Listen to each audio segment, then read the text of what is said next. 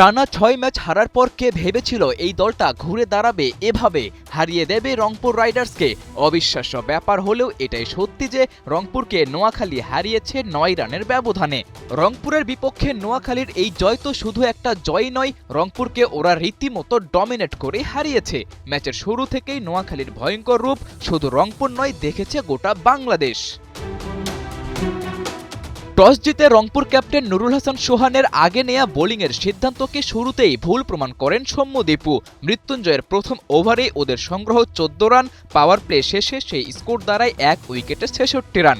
Dipu out হলেও নোয়াখালীকে বড় রানের আশা দেখাচ্ছিল হাবিবুর রহমান সোহান আর সৌম্য সরকার, কিন্তু পাওয়ার প্লের পরেই কিছুটা ম্যাচে ফেরে রংপুর রাইডার্স। ইনিংসের অষ্টম ওভারে সোহানকে সাজঘরে পাঠিয়ে রংপুরকে ব্রেক থ্রু এনে দেন রাইডারদের পাকিস্তানি রিক্রুট সুফিয়ান মুকিম। আর ওই মোমেন্টাম পেয়ে ইনিংসের ১১তম ওভারে খুশদিল শাহ তোলেন জোড়া উইকেট। টানা ৬ ম্যাচ হারা একটা দলের থেকে মোমেন্টাম কেড়ে নেয়ার জন্য এই তো যথেষ্ট। পরের ওভারে speed star Nahid Rana captain Haider আলীকে ফেরালে ম্যাচ তখন পুরোপুরি রাইডারদের নিয়ন্ত্রণে। জাকের আলী ওয়ানডে স্টাইলে ব্যাট করে ম্যাচের নিয়ন্ত্রণ নেয়ার চেষ্টা করলেও খুব বেশি সুবিধা করে উঠতে পারেননি। ইনিংসের ১৯তম ওভারে মোস্তাফিজের শিকার হয়ে ফিরেছেন সাজঘরে। আর শেষ ওভারে মৃত্যুঞ্জয় তো লিখেছেন হ্যাটট্রিকের ইতিহাস।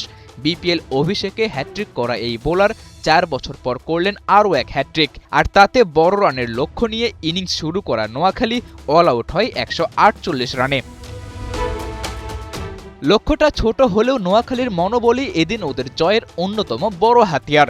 রংপুরের লিটন দাসকে শুরুতেই ফিরিয়ে দিয়ে সেই আত্মবিশ্বাস আরেকটু বাড়িয়ে দিয়েছেন হাসান মাহমুদ। অভিজ্ঞ নাবি এদিন দাভিদ মালানকে ফিরিয়েছেন মাত্র ৮ রানেই। পাওয়ার প্লেতেই জোড়া উইকেট হারানো রংপুরকে কিছুটা এগিয়ে নেন ইফতেখার আর তাহিদ হৃদয়। তবে নোয়াখালীও ম্যাচে ফিরতে খুব বেশি সময় নেয়নি। ইনিংসের ১৩তম ওভারে ইফতেখার আর ১৬তম ওভারে তাহিদ হৃদয়কে ফিরিয়েছেন জহির খান, মাঝে মাহমুদুল্লাহ রিয়াদের উইকেট তুলেছেন বিল্লাল সামি। শেষ দিকে খুশদিল শাহ কিছুটা আশা দেখালেও শেষ ওভারে সেই হাসান মাহমুদের বলেই শেষ হয়েছে খুশদিলের ইনিংস। রংপুরের হার নিশ্চিত করার পাশাপাশি হাসান মাহমুদ শেষ ওভারে তুলেছেন আরও ২ উইকেট।